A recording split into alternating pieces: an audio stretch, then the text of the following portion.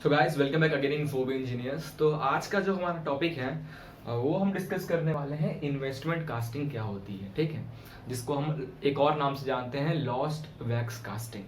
ठीक है, investment casting को हम लॉस्ट वैक्स कास्टिंग से भी जानते हैं। वैक्स का यहाँ पे वर्ड आ रहा है तो हम वैक्स का यूज़ कर रहे हैं। मोमबत्ती का जो वैक्स है उसका हेल्प से हम ये कास्टिंग करेंगे। इससे पहले हमने देखा सेंट्रीफ्यूगल कास्टिंग कैसे होता है, उसके बाद हमने देखा था प्रेशर डाई कास्टिंग कैसा है।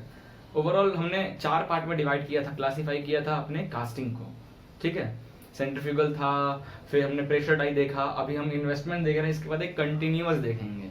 ठीक है, उसके बाद फिर हम डिस्कस करेंगे कि हम लोग एक्चुअल को वो पहले डिस्कस करना था, मोल्ड क्या होता है, पैटर्न क्या होता है, कोर क्या होता है, जो सैंड मिक्स करके जो मोल्ड में जो सैंड भरते हैं कैविटी जनरेट करने के लिए, जो सैंड भरते हो सैंड में कौन कौन सा सैंड यूज करते हैं, कितना % मॉइस्चर रहता है, ये सब। बट हमने ये पहले कास्टिंग की प्रोसेस इसलिए डिस्कस कर रहे हैं ताकि पहले हमें ये क्लियर हो जाए कि कास्टिंग से हम बना क्या क्या कह सकते हैं, कैसे बनाते हैं।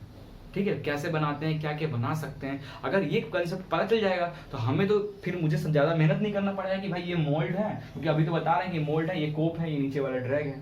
ठीक है, को इसमें हमारा क्या नाम है, सैंड भरा हुआ है और सैंड में ही हम कैविटी बना रहे हैं with the help of pattern या with the help of core या with the help of die. ठीक है, तो ये सब वर्ड्स आपको सुनने को आ रहा है तो आपको काफ़ी कुछ आइडिया हो जाएगा जब हम आपको वो पढ़ाएंगे।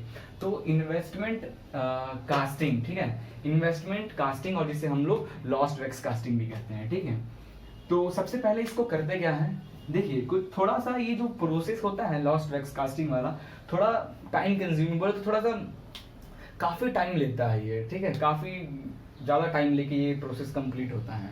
बट हाँ, अगर एक्यूरेसी की बात कर रहे हैं तो बाकी सब जो आप सेंट्रीफ्यूगल ले लो, चाहे अभी तक हमने जो पढ़ा प्रेशर डाई कास्टिंग ले ले, उनके कंपेयर में इसकी एक्यूरेसी, इसका टॉलरेंस बहुत मस्त ज़बरदस्त होता है। ठीक है, और इसके छोटे छोटे पार्ट्स बनाते हैं generally with the help of investment casting. हम बड़े पार्ट्स को नहीं बनाते हैं, छोटे छोटे पार्ट्स को बनाते हैं, एक बार में ही काफ़ी पार्ट्स बनाते हैं। ठीक है, हमें ऐसा नहीं कि एक मोल्ड हमने बनाया तो उसमें एक पार्ट बना।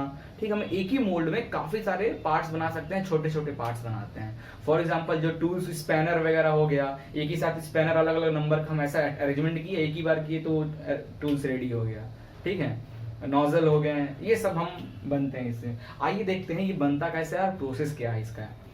तो देखिए सबसे पहले क्या करते हैं, डाई की मदद से, फॉर एग्जाम्पल आपको जो भी डेवलप करना है, ये देखिए ब्रांचेस आपको दिख रहा होगा, ये ब्रांचेस दिख रहा है आपको, ये ऐसा फॉर एग्जाम्पल आप समझ लीजिए ये ब्रांचेस मैंने बनाया है पेड़ की तरह। ये जो ऊपर वाले पार्ट्स हैं, ये जो आपको दिख रहा है ये सब, ठीक है, ये सब जो लगा हुआ है, ये देखो ये सब जो है ये क्या है, फॉर एग्जाम्पल हमारा स्पैनर हम बना रहे हैं। स्पैनर समझ, रेंच जिसको बोलते हैं, पाना। ठीक है, कुछ ऐसा दिखता है,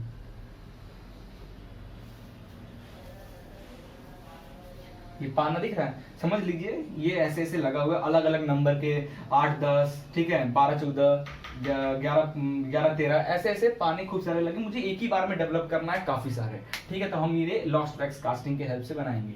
तो सबसे पहले हम ये जो पाना का जो डाई है, अलग अलग पाने का डाई ले लेंगे। डाई बोले तो एक तरीके का बना हुआ पाना, मतलब सेम टू सेम मैंने ये पाना लिया। ठीक है, ये पाना लिया, इसको ही हमको 10 पीस बनाना है, तो एज अ डाई ये हमारा हो गया डाई। ठीक है, ये हमारा डाई थोड़ा कॉस्टली, क्योंकि इसका जो मटेरियल होता है स्ट्रॉन्ग मटेरियल होता है। ठीक है, काफ़ी मजबूत बनाते हैं कि इसमें कोई भी ज़्यादा खराबी ना आए। ठीक है, एक ही बार बना देते हैं, डाई काफ़ी महंगा आता है, इसलिए कहते हैं टॉलरेंस के साथ डाई बनता है, काफ़ी महंगा आता है डाई। तो ये with the help of metal का भी, ज़्यादातर डाई जो हमारा मेटल का ही बनता है। ठीक है, तो लो मेल्टिंग पॉइंट मेटल का बनाते हैं डाई। तो ये डाई, तो हमें ऐसे पाने खूब सारे बनाने हैं, तो हमने ये पाना लिया। ठीक है, अब क्या किया, मोल्ड बॉक्स जो है उसमें सैंड भरा, कोप में ड्रैग में सैंड भरा। ठीक है, और उसी टाइम हमने अपने डाई को रखकर सैंड भरकर फिर उसको खूब प्रेस कर दिया, तो हमारे मोल्ड बॉक्स में इस पानी की कैविटी जनरेट हो गई ना कैविटी जनरेट। अब उस कैविटी में फिर हम मोल्टेन मेटल डालेंगे तो हमारा ऐसे ही पार्ट्स निकलेंगे। बट हम एक बार में एक ही बना सकते हैं अगर हम एक डाई का ऐसा यूज करें। तो हमें क्या करना था, अब डाई तो हमारे पास एक ही है, बट हम चाहते हैं एक बार में हमारा 10 से 15 पार्ट्स निकल के आए। तो उसके लिए हमने क्या हेल्प लिया, वैक्स का हेल्प लिया, क्योंकि हम ब्रांचेस बनाएंगे। अगर आप गैस करो, ठीक है, आप बस गैस करो, अगर हम मोल्ड बॉक्स में ऐसा ब्रांचेस टाइप का बनाकर उसको करें, फिर जब इसको हम निकालेंगे, ठीक है, जब हम मोल्ड से निकालेंगे, कैविटी निकालेंगे, तब तो कैविटी उसके अंदर जनरेट होगा। तो इतना सारे ब्रांचेस जब आप निकालोगे ना, तो जो सैंड है ना, वो जो कॉर्नर है सैंड के, वो नहीं रह पाएंगे एकदम जिस जो शेप का है, वो टूटने लग जाएंगे। इतना कॉम्प्लिकेटेड आप निकालोगे, थोड़ा भी फंसेगा तो सैंड टूटकर वहां से कैविटी में गिर जाएगा, ठीक है, तो आपका पूरा शेप ही बर्बाद हो गया।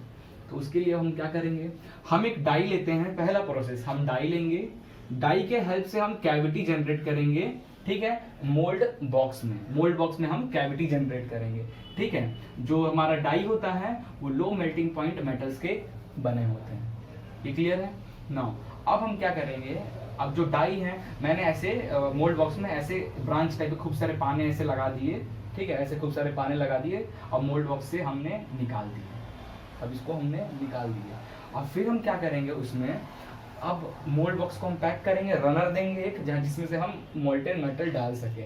बट हम अभी मोल्टेन मेटल ही डाल रहे हैं, क्योंकि अभी हमारा प्रोसेस तो स्टार्ट हुआ है। अभी ऐसी खूब सारी कैविटी जनरेट करने के लिए, एक ब्रांच ऐसा बनाने के लिए, ऐसा ब्रांच बनाने के लिए हम कैविटी जनरेट किए मोल्ड में। अब उसमें हम डालेंगे वैक्स, ठीक है, वैक्स डालें, वैक्स को क्या करेंगे, melt wax up to 70 to 80 degree को वैक्स को आप मेल्ट करोगे, और with the help of pressure 8 to 150 kg पर सेंटीमीटर क्यूब पर सेंटीमीटर स्क्वायर के प्रेशर से आप अपने डाई में कैविटी में वैक्स को डालोगे, ठीक है। उसके बाद उसको सूखने दो, और आप मोल्ड बॉक्स तोड़ोगे तो आपको वैक्स का, ठीक है, फिर जैसे तोड़ना है वैसे, तो वैक्स का आपको सेम टू सेम ऐसी ब्रांचेस मिल जाएगी, वैक्स का बना हुआ, ठीक है।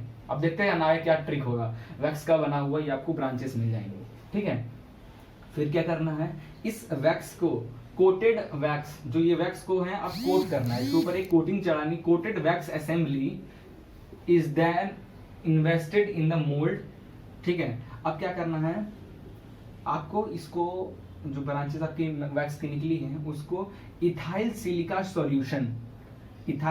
सॉल्यूशन में इसको डिप करना है।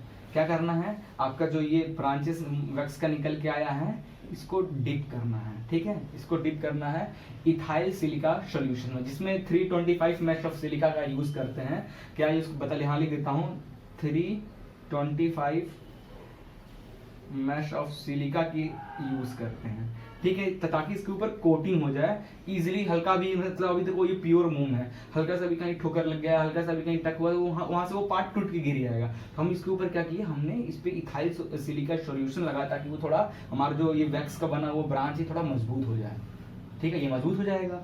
तो उसके बाद क्या करना है, हमें फिर से मोल्ड बॉक्स लेना है, ठीक है। अब एक ही बार में देखो हम कितना सारा प्रोडक्ट बनाएंगे, जितना ब्रांचेस का ये जो पार्ट है ना, ये सर्कल वाले, ये देखो 1 2 3 4 5 6 7 8 9 10 11 12, ठीक, 2 2 4 2 6 12 पार्ट बन के निकलेंगे एक ही बार में। अब हम इसको लेंगे, इसको इथाइल सॉल्यूशन में डिप किया, निकाला, थोड़ी देर उसको सुखाया, उसके बाद हम उसको कोप एंड ड्रैग, ठीक है, कोप हुआ, ऊपर वाला हमारा जो बॉक्स है वो है कोप, और नीचे वाला है ड्रैग, ठीक है। अब हम क्या करेंगे, ये इसको हम ड्रैग में रखेंगे, और ऊपर से हम सैंड भर देंगे, ड्रैग में सैंड भर देंगे, ठीक है, पूरा सैंड फिल कर देंगे एकदम अच्छे से दबाकर, ठीक है। फॉर एग्जांपल ये आपका ड्रैग है, यहाँ पे हमने ये अपने ब्रांच रखा और यहाँ पे सैंड भर दिया खूब तेजी से, ठीक है। अब जब ड्रैग को पलटोगे तो आपको ये ब्रांच दिखेगा, और उसको ऊपर कोप को भी ऐसे ही तरह रेडी करो, कोप को भी ऐसे ही कोप लो, उसमें भी मोल्ड वाला डालकर, अब मोल्ड डाल उसमें ऐसे कर लो। अब दोनों को, कोप एंड ड्रैग को एक साथ अटैच कर दो। अटैच करने से क्या, जो मोल्ड है, जो वैक्स है, उसके अंदर ही पैक्ड हो जाएगा, वैक्स तो पैक हो जाएगा। अब तो बोलोगे कैविटी तो सर है नहीं, वहां तो वैक्स है, फिर वहां पे हमारा कैसे पार्ट्स बनेंगे, यही तो ट्रिक है, क्योंकि आप कॉम्प्लिकेटेड पार्ट्स बना रहे हो। तो वैक्स अंदर कैविटी नहीं है। अभी हमने जब कोप एंड ड्रैग को बंद कर दिया, तो अंदर हमारा क्या है, वैक्स का बना हुआ शेप्स है, ये ब्रांच है, एक कोई शेप है वैक्स का बना हुआ, अभी तक कैविटी जनरेट नहीं हुआ उसमें।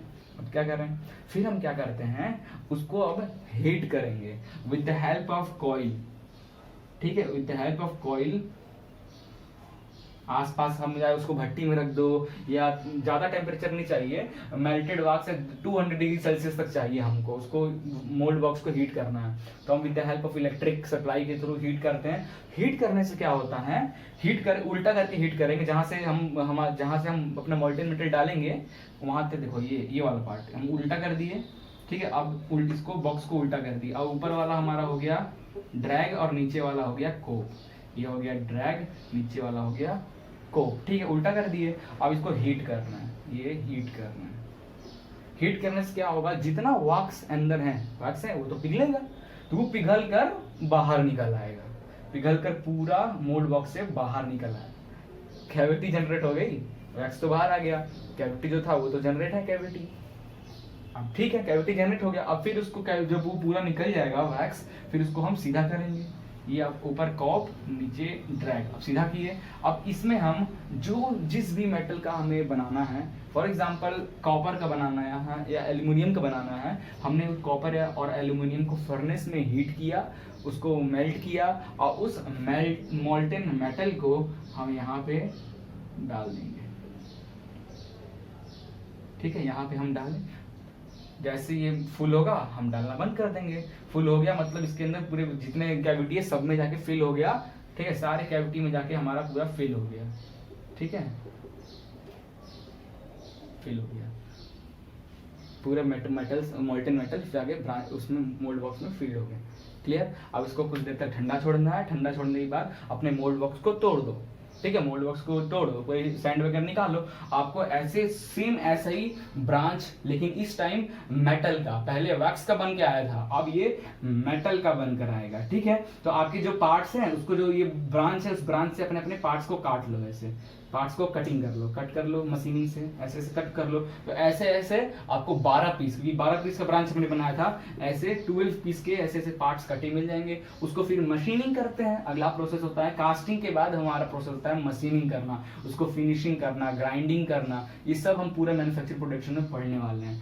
तो हम कटिंग करके उसको मशीनिंग कर लेंगे, और हमारा ऐसे एक ही बार में 12 से 14 से 20 से ऐसे 50 100 ठीक है, एक 1000 पार्ट्स एक बार में रेडी हो जाता है।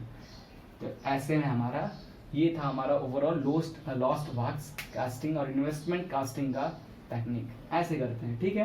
तो कौन कौन से पार्ट्स बनते हैं, एयरक्राफ्ट इंजन्स, ठीक है, एयरक्राफ्ट के जो इंजन है, कुछ उसमें कुछ ऐसे इंजन का ना कुछ कैविटी अंदर बनाते हैं जिसमें कॉम्प्लिकेटेड है, उसको नॉर्मल कास्टिंग से नहीं बना सकते हैं, तो उसको हम मोल्ड से पहले बना लेते हैं सारे वो जो कर्व वाले पार्ट हैं। उसके बाद उसको मोल्ड से हम कैविटी, जब मोल्ड को जो वैक्स है उसको मोल्ड बॉक्स में डालकर हीट कर देंगे तो वो कैविटी बन गया, कॉम्प्लिकेटेड कैविटी बन गया।